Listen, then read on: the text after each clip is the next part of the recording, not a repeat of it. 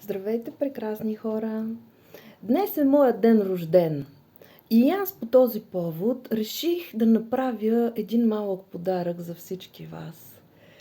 Тъй като често темата за натрапчивите мисли се появява в моите сеанси с клиенти и тъй като доста често се появява и в лични разговори, реших, че това е подходящо за днес.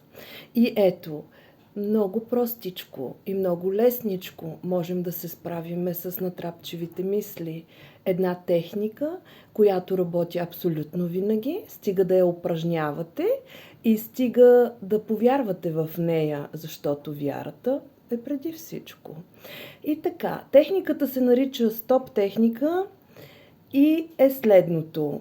Когато ви се появят лоши натрапчиви мисли и вие не ги искате, просто кажете стоп, отмени, изтрий и може да добавите и движение с ръка, например, ето повдигане на пръст.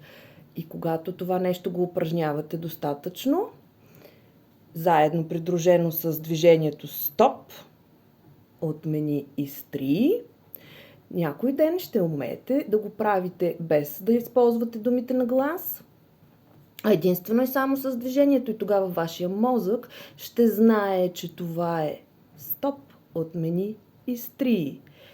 По този начин вие ще намалите неимоверно много лошите мисли, натрапчивите мисли, които ни притесняват и които водят много често до депресивни състояния. Успех, приятели!